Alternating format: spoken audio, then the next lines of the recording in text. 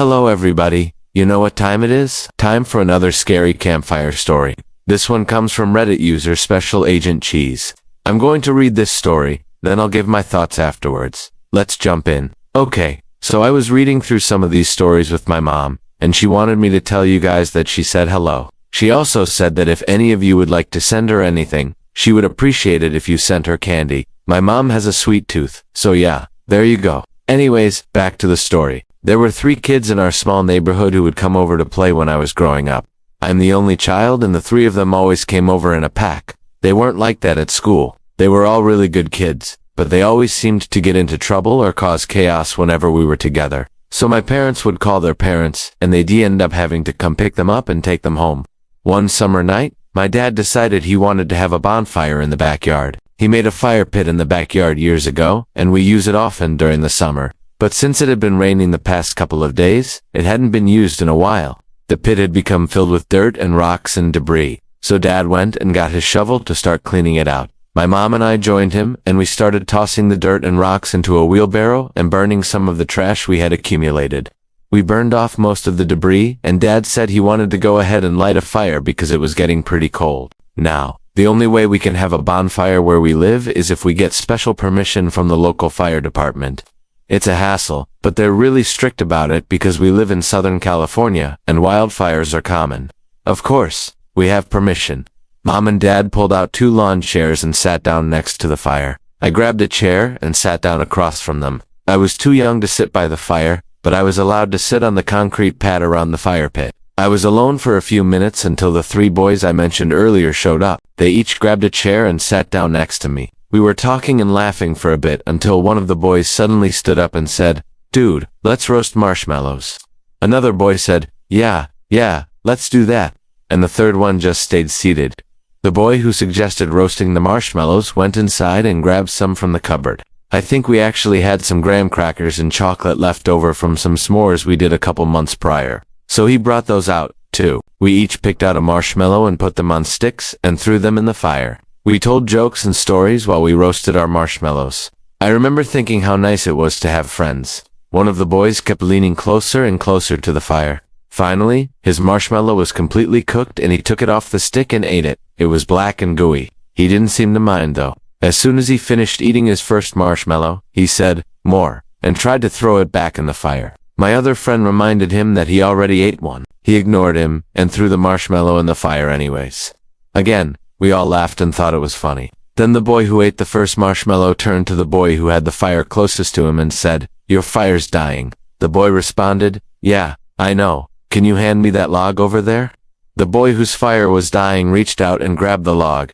But before he could hand it to the other boy, the boy who had eaten the marshmallow grabbed the log and threw it into the other boy's fire. He yelled, "No," and immediately stood up. I don't remember why, but for some reason, the boy who had his fire put out retaliated by throwing dirt from the fire pit onto the other boy. The other boy immediately started screaming and ran inside of the house. I called after him, "Dude, it's not that big of a deal." The boy came back outside and threw another handful of dirt on the other boy, then he ran away again. The 2 boys kept this up for a few minutes, throwing dirt and logs back and forth until the boy who was being tormented stopped running away and stayed seated in a chair. He crossed his arms and looked down at his feet. The boy who was bothering him continued to yell at him, saying things like, "You're such a little baby. Come on, get up. Don't be a chicken." I was getting scared at this point. None of us had ever seen this side of the boy who was usually really quiet. I remember thinking that this was really uncharacteristic of him. Eventually, the boy who had been receiving the abuse stood up, walked over to the other boy and said something I'll never forget. He leaned down so he was close to the other boy's ear and said, "Do you want me to make the fire burn hotter?" He then stood up, walked to the center of the fire pit, and put his hands over the flames. He screamed, "Do you want to see the fire burn?"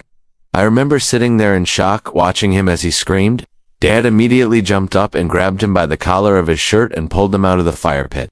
He set the kid down and asked, "What are you doing?" The kid looked up at my dad and calmly said, "I just wanted to show him the fire." Then he stood up and went back to his seat. The other boy who had been yelling at him stood up and yelled, "See, I told you the fire could burn." He sat back down. I was kind of confused by this exchange. All I could think about was how close the boy came to getting burnt. A few moments later, the boy who had gotten himself burnt stood up again and said, "It's getting late. I should probably head home." He stood up and started walking towards his house. As he was walking away, he looked back at us and said, "Don't worry, I'll be back." He then turned and continued walking home. I was still confused about what just happened, but the other two boys seemed worried. We all sat in silence for a moment. Then one of them said, "Let's go check on him." The three of us got up and started walking toward the boy's house. We knocked on the door, but no one answered. We walked back to my house in silence. The three of us were acting like nothing had happened. We talked about normal things like school and sports until their parents showed up. I was surprised when their parents didn't even ask what happened, or why they were all dirty and covered in soot. They just ushered them inside without a word. That was the last time I ever saw any of them. A week later, my dad and I were cleaning out the fire pit and we found a ring. It was a plain silver ring with a black stone. My dad handed it to me and asked, "Do you know whose this might be?" I looked at it and said, "I don't know. It looks like it could be one of the boys." My dad agreed. We couldn't figure out which one it belonged to, so we put it in an envelope and I wrote the date on it. Every year, on the anniversary of the fire, I pull out the envelope and write down more memories from that day. Maybe one day I'll be able to give it to whoever it belongs to. Or maybe it's better off staying in the envelope. That was the end of the episode. This story was terrifying. I'm gonna break down my thoughts right now. Also, if you guys want to hear more crazy campfire stories, stay tuned because I've got a lot coming up. So, okay. I got to say this story really captured the essence of what a campfire story should be. If you watch my channel regularly, you know I've got a series called Campfire Tales, where I read scary stories around a literal campfire. Anyway, this story captures the vibe of those videos. Three kids hanging around a campfire at night. A dark and mysterious fourth kid shows up. This is the perfect campfire story. Also, that ending was incredible. I love that we find the ring a year later, and every year we reminisce on the stories from that day. What does the ring mean? Who does it belong to? These are questions that are never answered, but we keep the ring anyway. It's a great open-ended mystery. Oh, and the line, "Do you want me to make the fire burn hotter?" Chills. I would love to hear your thoughts on this story in the comments below. And finally, I gotta say that cover image. Perfect.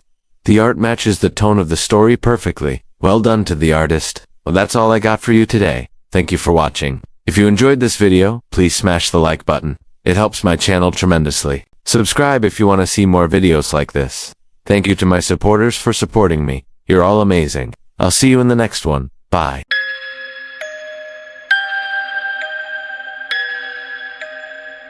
Hey guys, welcome to my channel. In this video, we're going to be looking at the scariest bus stop in the world. The bus stop where people disappear.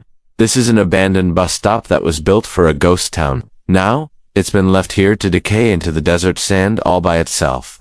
You may think that this is just another rundown bus stop, but if you get off the beaten path and venture out to the middle of nowhere, chances are you'll find some really bizarre things going on. And this place is no exception. This decrepit bus stop seems like something straight out of a horror movie. It's located in the middle of nowhere, and has been dubbed the place where people go to disappear. There is a dark secret behind the building of this bus stop, and now a series of disturbing events have turned this bus stop into one of the most cursed places on Earth. When you first see this place, you might think that it's just a random bus stop that was abandoned when the nearby town went bust. However, the longer you look at this place, the more unsettling it becomes.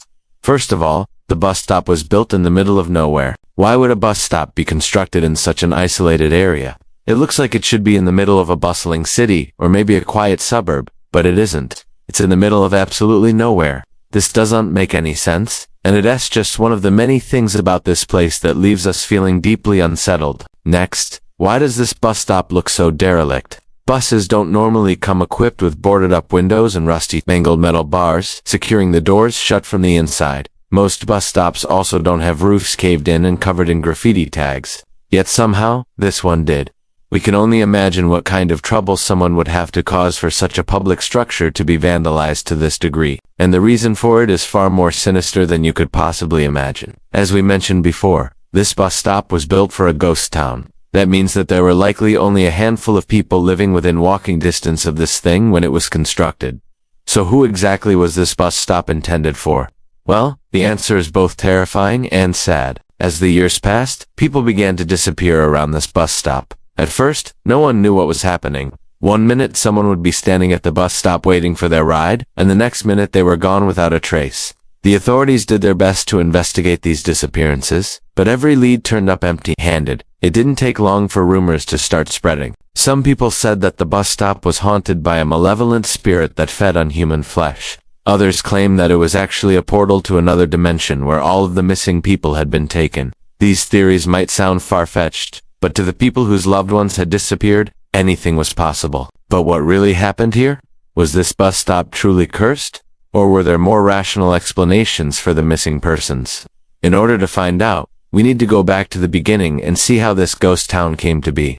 The town that the bus stop was built for was called Harmony. It was a small community of farmers and ranchers who lived in relative peace with one another. Life in Harmony wasn't easy, but the residents were content with their simple way of life. That was until one day when a stranger rode into town. He introduced himself as a representative from the government and told the townspeople that he was there to offer them a deal. The government wanted to build a highway through Harmony, and in exchange, they would give the townspeople a hefty sum of money and help them relocate. The townspeople weren't thrilled about the prospect of being uprooted from their homes. But after much debate, they agreed to the deal. As the days turned into weeks, the townspeople began to pack up their belongings and say their goodbyes. They were all dreading the day that they would have to leave Harmony, but they knew that it was for the best. On the day of the move, the townspeople gathered together and held a funeral for Harmony. They buried all of their belongings and memories in the town square, and then they left. They never looked back. Now some people might think that this is where the story ends, but they'd be wrong. The truth is, Harmony never really left. You see, when the townspeople moved away, they took everything with them except for one thing. They forgot to remove the bus stop. It was left behind in the middle of the desert, and ever since then, it's been cursed. That curse started when the bus stop was first built. The materials that were used to construct the bus stop were taken from the nearby mine, but those materials were tainted with a strange black ooze that seeped from the walls of the mine. The ooze was incredibly toxic, and anyone who came into contact with it immediately became very sick. The bus stop was supposed to be a blessing for the people of Harmony, but instead it became a curse. As time went on, more and more people began to disappear near the bus stop. At first it was just animals that would wander too close and never be seen again. Then it started to happen to people. The last person to ever use this bus stop was a young woman named Mary. She was waiting for the bus to take her to the nearest hospital where she worked as a nurse. But when the bus arrived, something strange happened. Mary felt a sudden burst of energy, and then she passed out. When she woke up, she was in the hospital and no one there seemed to know anything about the bus stop. Mary tried to warn everyone about the bus stop, but no one believed her. They thought she was crazy, so no one would listen. Since then, the bus stop has been abandoned and left to decay. And as far as we know, Mary is the last person who ever used it. If you ever find yourself in the middle of nowhere and stumble across a dilapidated bus stop, you might be tempted to get a closer look. But we strongly advise against it. Who knows what kind of dark secrets that bus stop is hiding? Now that you know the dark history behind this eerie bus stop, do you think that it's cursed? Let us know your thoughts in the comments below. And if you enjoyed this video, be sure to give it a thumbs up and share it with your friends.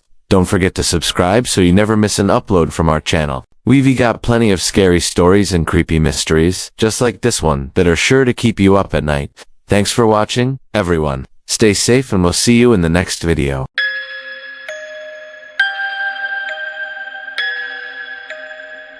I'm in my bedroom getting ready to go to bed like I normally do every night, and I hear what sounds like chains dragging metal moans right beside my bed. Then I see something sitting where it doesn't belong. My bedroom is up a flight of stairs at the top of our house. It has a door that I keep open during the day, so I can let the dog out when needed. But I always close the door at night because we live in bear country and bears are known to climb through open windows if they smell food. In this case, they're probably looking for dog food. The chains were coming from just outside the window, and although it was completely dark, I could see the silhouette of something sitting on my bed. Something big, something heavy, and as I watched, it started scratching at the window with its claws. I froze, unsure of what to do, watching the thing inch closer and closer to the glass. The sound of its claws scraping the window startled me into action. I threw on all the lights, grabbed the nearest weapon I could find, which happened to be a frying pan, and screamed bloody murder. The creature looked up at me, startled, and jumped off the bed, knocking over my dresser in the process. All I could think about was bears. Bears don't usually knock things over unless they're protecting their young, so I assumed this must be a mother bear. I followed the trail of destruction this bear had made through my bedroom and downstairs, praying that whatever she was carrying wasn't inside the house. As I rounded the corner into the kitchen, I saw it slinking down the hallway, back towards my bedroom. I knew I couldn't let this bear get back to my bedroom with whatever she was carrying, so I raced upstairs to get something heavy to block the door. I grabbed an ironing board and propped it up against the door to keep her from entering. Then I went downstairs to look for my husband. He was in the living room watching TV and had no idea there was a bear in the house. I told him to come quickly and help me, because there was a bear in the house and she was heading our way. He didn't believe me. He thought I was joking until he saw the trail of destruction throughout the house and the bear sitting in the hallway staring at us. As we stood there frozen in fear, unsure of what to do next, the bear let out a loud huff and slowly backed away from us, making her way towards the back door.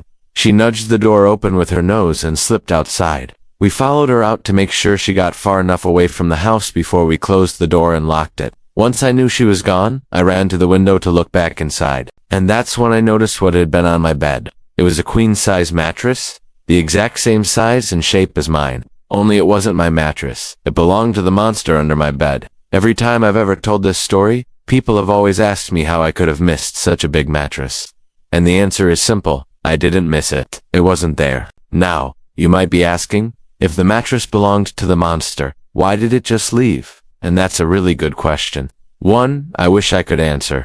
All I know is that when I went back into my bedroom to check, the mattress was still there. It hadn't moved an inch. The only indication that anything unusual had happened was the state of my disheveled bedroom. That is when I realized I never want to see that mattress again. Not if it means the monster under my bed is real. As I write this story, it's been over 20 years since the incident in the bedroom. I haven't seen or heard from the monster under my bed since that night. But that doesn't mean it isn't there, waiting, sometimes at night. When I wake up from a bad dream, I'll remember and my heart will start racing. I'll listen for chains dragging metal moans. And even though I know there's nothing there, a part of me is still terrified that there is. If you ask my family, they'll tell you that I've become a lot more jumpy than I used to be, especially at night. I suppose years of being haunted by the monster under my bed will do that to a person. Maybe one day I'll grow out of this fear. Maybe one day I'll even get rid of the ironing board blocking my bedroom door. But I don't think that day has come yet. There's just some things I can't explain. Some things that happened so long ago that the rational part of my brain tells me there is no way a mattress could have just appeared in my bedroom, much less one belonging to a monster. But then there's the irrational part of my brain that tells me to this day that there is a monster under my bed and I am better off not knowing what is on that mattress. Years ago, I wrote a story about my experience in my personal journal. I didn't show it to anyone, not even my husband. Writing about such a traumatic event helped me cope with the shock of that night. Then one day my journal disappeared. It was nowhere to be found, and I honestly thought I'd imagined the whole thing. You see, sometimes memories slip your mind. Sometimes memories turn into stories. Sometimes stories turn into fairy tales. Fairy tales are meant to scare us, to warn us about the dangers of the world. Fairy tales are supposed to teach us lessons. So let me share the lesson I took away from that night. Don't trust everything you see. If you hear chains dragging metal moans in your bedroom at night, don't go to investigate. Just stay under the covers and scream bloody murder. It worked for me. I survived that night, not because I was brave, but because I didn't understand what was happening. I recommend you follow my lead on this one. Ignorance is bliss, my friends. Now, if you're wondering what happened to the bear, I hate to break it to you, but bears don't usually drag chains. Bears don't moan. Bears don't sneak into people's bedrooms at night. But I know what you're thinking. What if the bear wasn't a bear? What if it was a werewolf? Well, to that I say you're crazy. Werewolves aren't real. They can't change into wolves. They can't drag chains. They don't sit on people's beds. And they sure as hell don't live in Southern California. So rest easy. The only monster under my bed is a figment of my imagination. Now go to sleep. Don't let the monster under your bed bite you. Good night.